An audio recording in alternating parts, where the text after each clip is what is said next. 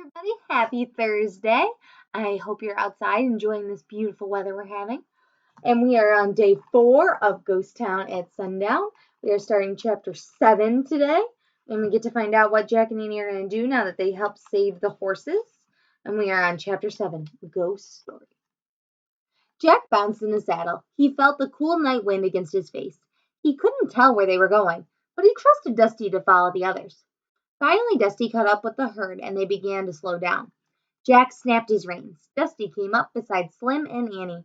"Howdy," said Slim. "Howdy," said Jack. "Howdy," said Annie. "Are you okay?" Jack pushed his glasses into place. "Yup," he said. "You?" "Yup," she said.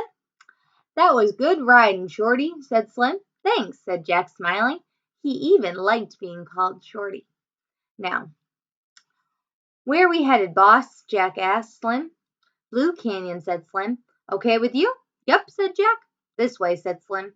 He slapped his horse and they all sped up again. Slim steered the herd to the left. Soon he led them through a deep and narrow pass. Finally they came to a boxy open space, surrounded by walls of rock and lit by moonlight. "We'll corral the Mustangs here in Blue Canyon," Slim said. He got off his horse, he helped Jack down. Annie slipped off Sunset. "Take him to his ma," Slim told Annie. Annie led Sunset to the mare. In the moonlight the two Mustangs rubbed against each other and neighed. As Jack patted Dusty's damp neck, he remembered the last 2 rules: praise and reward. "Thanks," he whispered to Dusty. "You were great. You were super great." Slim unsaddled Dusty, then handed Jack his saddlebags. "Take those over to that grassy spot. We'll camp there," he said. As Jack carried the saddlebags, his boots felt stiff and tight. His legs were sore and wobbly, but he didn't mind. He threw down the saddlebags and his backpack, and then he flopped himself down. He was very tired. Annie joined him. "They seem so happy to be free and together again," she said, gazing at the moonlit Mustangs. "Yep," said Jack. He lay back using his backpack as a pillow. He looked up at the stars. "If we just had the answer to the riddle, everything would be perfect," he said. "Yep," said Annie. "Hey, Slim," he called. "I have a question for you." "Shoot," said Slim. "Do you know the answer to this riddle?" Jack asked. "Out of the blue, my lonely voice calls out to you. Who am I? Slim was silent for a moment, then said, "Sorry, Shorty, don't know that one." Jack's heart sank. "That's okay," he said. "We don't either." "I have a question too," said Annie. "Why does the piano in the hotel play all by itself?" "I do know the answer to that one," said Slim.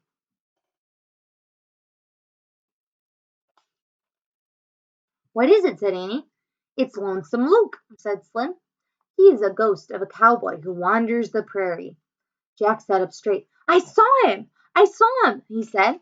"I just remembered. He scared the rustlers. If he hadn't come, I never wouldn't have gotten away."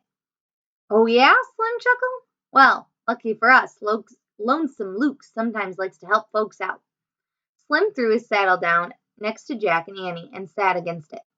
"Years ago, Lonesome Luke had a gal who he was just crazy about," said Slim. She couldn't take the Wild West, though, so she went back east." "What happened then?" asked Jack. "Luke went loco. Every night he'd show up to the hotel and play the piano. He played Red River Valley over and over. Then one night he just vanished into the prairie and was never seen again. His bones were found about a year later, but folks say his ghost returns to the hotel to piano to play Red River Valley. It goes like this." Slim took out the harmonica. He began to play a song. It was the same song Jack and Annie had heard in the hotel. Jack lay back down and listened to the lonesome tune. A coyote howled in the distance. The horses stirred in the dark. "I better take some notes," thought Jack. But he didn't write a word before he fell asleep. He didn't even take off his boots. Chapter 9. Sorry, not 9, 8. We're not reading 9 today. Who am I? A fly buzzed by Jack's ear. He slapped it away. He opened his eyes. The sun was high above the canyon walls. He had slept a long time.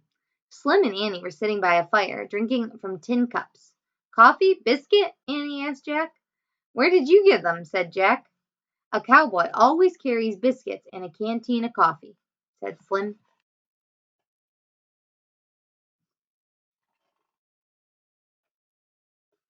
He walked over and gave Jack a biscuit and a cup of coffee.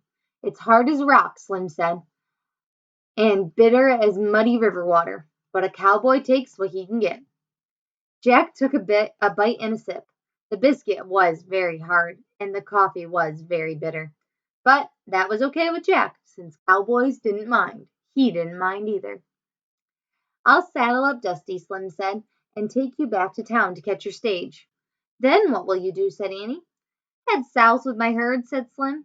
Sell 'em, then ride across the plains and round up more mustangs. While Slim saddled Dusty, Jack took out his notebook and pencil and wrote, Cowboy breakfast, bitter coffee, hard biscuits. Hey, Shorty, called Slim. What are you doing? Taking notes, said Jack. For what?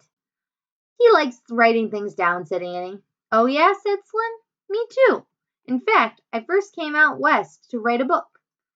But one thing led to another, and the next thing I know, I'm a Mustang herder. Slim, you should write your book, said Annie, and let the Mustangs go free. Think so? Said Slim. They looked at the grazing wild horses. I know so, said Annie. Yep, said Jack. Your book should be about the Wild West, Slim. Slim kept staring at his herd. Maybe you're right, he said. I could settle down in Lemire and right there. Wouldn't have to chase after rustlers any more. Slim turned back to Jack and Annie. Yep, I think I'll be a writer. Let's go before I change my mind, he said. Yay, said Annie. I'll go tell them. She jumped up and ran to the Mustangs. Jack packed his backpack while Slim packed his saddlebags. Then Slim and Jack climbed onto Dusty and rode over to Annie, who was stroking Sunset's neck. I told him he's as free as the wind now, said Annie. Sounds good, said Slim. Give me your hand, Smiley. Slim pulled Annie onto Dusty. She sat in front of Jack. Slim snapped the reins, and Dusty started off. The sun was hot as Dusty climbed out of the canyon. When they reached the top, they peered down at the canyon floor. The Mustangs pranced and playfully, their coats shining in the hazy light. They'll find their way out soon, Slim said. Then cut across the prairie. Yell goodbye to your pal, Smiley. Stay with your mother, Sunset, shouted Annie. Goodbye. Out of the blue, a voice called, Bye. Annie gasped. Who said that? She said. The ghost? Nope, said Jack. It's just an echo. It's caused by the sound bouncing off the canyon walls. Slim cupped his hands around his mouth. Who am I? He shouted. Am I? Came the distant voice. Oh, man, Jack said softly. That's the answer. To Morgan's riddle, said Annie. Echo. She and Jack said together. Jack looked at Slim. He knew the answer last night, he said. Sorry, no, that's not what he said. Jack looked at Slim. You knew the answer last night, he said. Slim just smiled and snapped the reins. Let's go, partners, he said. And that's the end of chapter 8. We'll have chapter 9 and 10 tomorrow. But since they've solved the riddle, we can look at my answer, right? Oh, that's the one from last time. Here's the one from this time. Echo! I win again. Yay me. Anyone else think it was Echo? I did. At least we have to still find out if they were right, but I guessed the same thing as Jack and Annie did. So we will see tomorrow. Have a great day. Bye-bye.